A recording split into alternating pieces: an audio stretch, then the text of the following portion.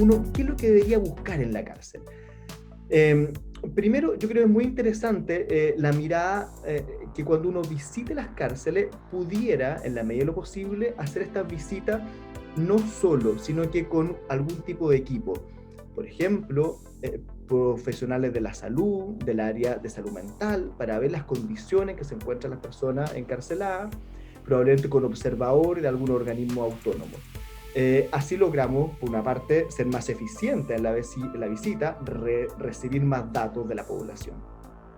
La primera cuestión que uno debe buscar cuando hace una visita es preocuparse del régimen interno de la cárcel. Cuando hablo del régimen interno, me refiero esencialmente a dos cuestiones. Me refiero a el personal, tanto penitenciario como la población. Uno debe ser capaz de indagar la situación del personal penitenciario, sus turnos, sus jornadas laborales, la adecuada alimentación, el tiempo de esparcimiento, la entrega en esta época de suministros que los protejan del COVID-19, la relación que hay con la jefatura, la vinculación que tienen ellos con las personas encarceladas. Y también, evidentemente, ahora entrará a revisar las condiciones de los propios privados de libertad, preguntarse si esa población penal, cómo se encuentra organizada en los recintos. ¿Hay segregación? ¿Tenemos separado a las personas imputadas de aquellos condenados? Tenemos módulos, como el caso que yo le relaté de nuestra cárcel de condenados enquistados, de personas esperando juicio. ¿Afecta eso la posible criminalización anticipada de este grupo de personas? ¿Será una regla rígida no vincular, por ejemplo, a adolescentes con adultos cuando estos adultos pueden ser sus padres? La propia Convención de Infancia nos dice que pudiese eso hacer una excepción. Entonces hay que, en una mirada flexible, mirar los procesos de segmentación y ser crítico, evidentemente, si se incumplen las reglas, y esto traducirlo en los informes pertinentes. En este proceso de la revisión de la situación de la población penal, indudablemente resulta capital recibir la información de los privados de libertad, tener una capacidad de escucha atenta, ser capaces de generar un espacio donde los imputados se sientan libres sin ningún tipo de intimidación para conversar con el inspector, sea este juez, sea observador de la sociedad civil, sea quien sea. Eso demanda entonces que no pueden haber custodio en las entrevistas que nosotros realizamos respecto de los privados de libertad. Deben ser entrevistas confidenciales para que se genere entonces grados de confianza en orden a entregar información sobre su situación carcelaria. Luego uno debería revisar siempre las condiciones de habitabilidad. Me refiero a esto, a las cuestiones muy básicas, estimado. Me refiero a condiciones de higiene, acceso a agua caliente, acceso a agua potable, a servicios higiénicos dignos de cualquier sujeto que se encuentre solamente privado de la libertad ambulatoria, porque es solamente eso lo que priva de libertad a un juez cuando ordena el cumplimiento o de una condena, por regla general, o de un régimen de prisión preventiva. Verificar entonces acceso a sanitario, acceso a agua caliente, acceso incluso a condiciones de calefacción cuando sea necesario, a cantidad de ropa, de abrigo, y también en países como los de usted un poco con más calor, con más sol, a condiciones de ventilación idónea. Ventanas, las reglas de Mandela, por ejemplo, hablan de ventanas amplias donde se permita circular el aire. Las reglas de Mandela hablan también de recintos luminosos, para evitar problemas a la vista de los imputados, sobre todo cuando realizan algún tipo de talleres o actividades laborales. Entonces, esta cuestión de la habitabilidad es fundamental. Y entrar a las celdas, buscar los puntos de conflicto, escuchar a los imputados o a los condenados donde pudieran haber algunas situaciones de vulneración de derechos. Es un trabajo arduo sin duda alguna. Relacionado con la cuestión de la habitabilidad y unida con ella está el tema de la alimentación. Los jueces o los inspectores de cárceles deben acceder a las cocinas, al lugar donde se preparan los alimentos, con el propósito de indagar suficiencia de esto, calidad de los mismos, idoneidad del personal encargado de proporcionar los alimentos a la población, si existen espacios destinados a comedores para las personas condenadas, horario de alimentación, si hay personas, por ejemplo, discapacitadas, cómo se les brinda a ellos este tipo de alimentos. Y también, sin duda alguna, reconocer que debemos tener alimentación especial para población especial. Por ejemplo, alguna población que tenga algún tipo de patología requiere indudablemente una nutrición distinta de la del común de las personas. También aquellas personas que por motivos culturales no consuman los mismos alimentos que nosotros por regla general. Un ejemplo muy sencillo, un vegetariano, un vegano. Él tiene una convicción de vida, una convicción moral que es legítima, y el Estado no puede violarla, debe necesariamente permitir su desarrollo como parte de su autonomía moral, y en consecuencia allí tendremos que tener nutrición diferenciada. Estos son los casos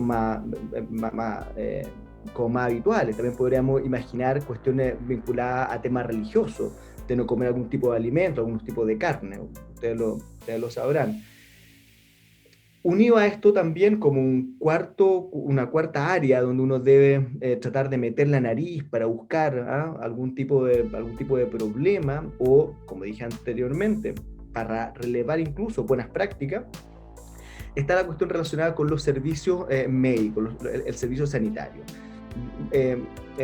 Hay que asistir, preguntar primero si hay enfermería, asistir a ella, revisar la dotación del personal de enfermería, si cuentan con suministro de urgencia necesario, medicamentos de primera necesidad para atenciones rápidas, y también verificar si hay personal médico, facultativos médicos, para cuestiones más importantes, o si existen los protocolos con las redes públicas de salud para un traslado rápido y oportuno para aquellos casos más graves, y evitar entonces cuestiones, algunos desenlaces fatales que suelen a veces ocurrir producto de riña al interior de las unidades penales. También ahí hay que verificar la idoneidad del personal sanitario. Si el personal sanitario está capacitado para trabajar también con esta población que es distinta, altamente distinta a la que podrán encontrar en sus consultas en el mundo en libertad.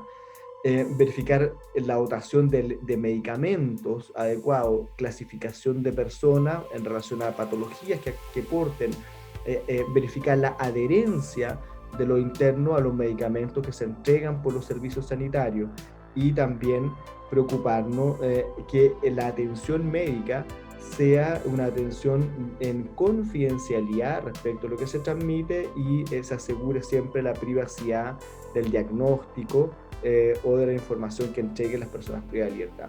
Y aquí hay una cuestión relevante que dice relación con buscar si existen procedimientos ordinarios y regulados sobre detección de enfermedades de transmisión sexual que agravan considerablemente la situación de las personas privadas de libertad. Otras enfermedades, como por ejemplo tuberculosis, que pueden afectar seriamente a la población penal, y que duda cabe de verificar si existen procedimientos para personas viviendo con VIH, y si respecto de estos hay medicamentación oportuna y se controla los procesos de adherencia a estos tratamientos.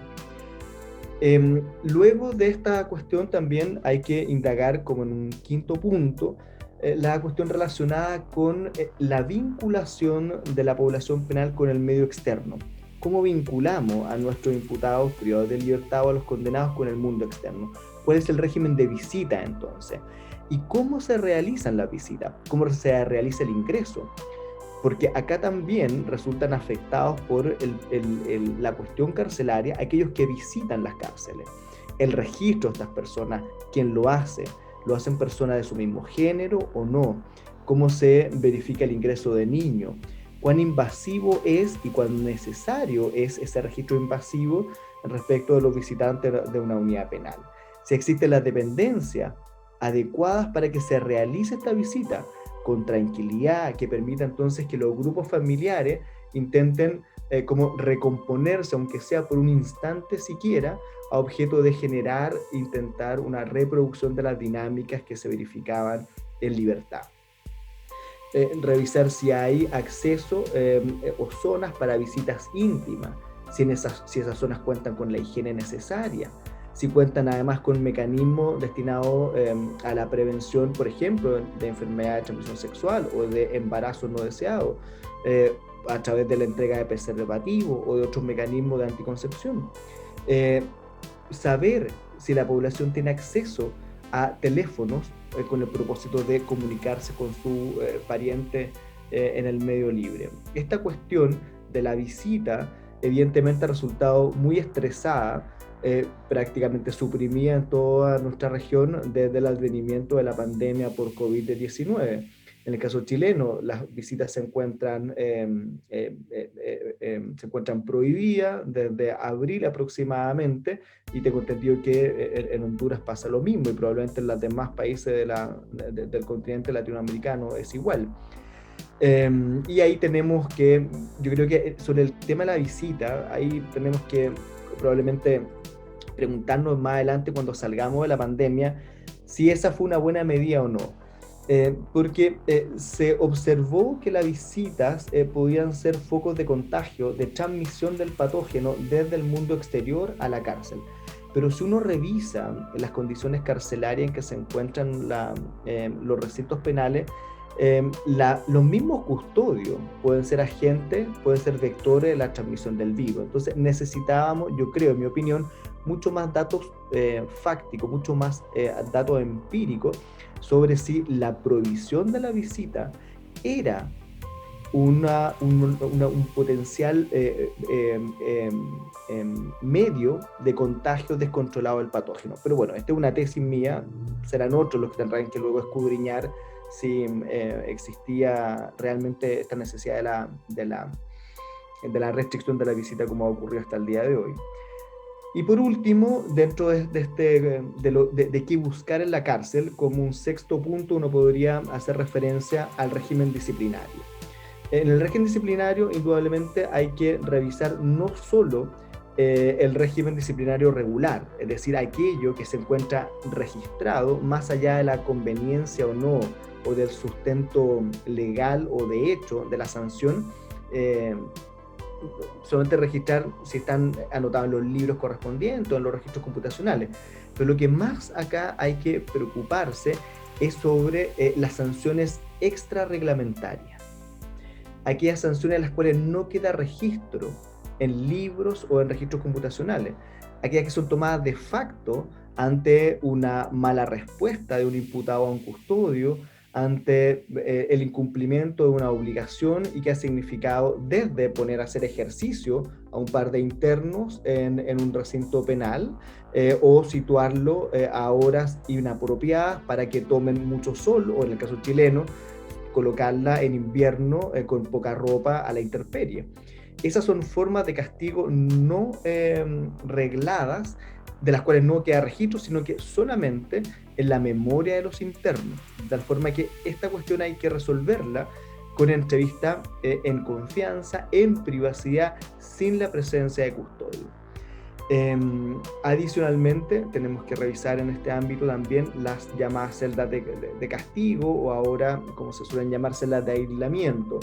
Verificar que estas celdas tengan, si se usan aún, las mismas condiciones que una celda ordinaria, es decir, tengan cama, sean usadas en lo posible por un interno, no más que uno, o tres, si uno recuerda la regla de Mandela, recomienda que no sean de a dos, por la posibilidad de vulneración de unos por otros. Un tercero siempre podría ser un elemento que interrumpa cualquier ciclo de vulneración. Verificar si estas celdas cuentan con todos los servicios higiénicos y la alimentación adecuada, de la misma forma que ocurre con el resto de las unidades penales. Y también aquí ha cobrado, también en este tiempo de pandemia, relevancia visitar y fiscalizar las llamadas celdas de tránsito. Es decir, aquellas celdas donde son situadas las personas para ser luego trasladadas a otros recintos penales. ¿Y por qué ahora esto resulta más relevante?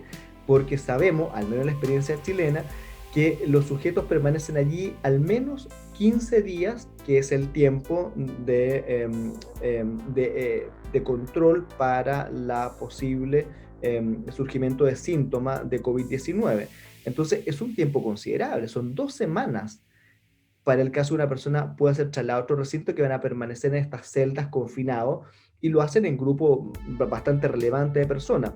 En visitas que me ha tocado hacer en pandemia, he visto hasta 8 personas esperando en celdas de traslado que no superan los 3 metros por 3 metros durante 14 días. Y eso pareciera ser un trato bastante reñido con reglas mínimas de hacinamiento, a lo menos.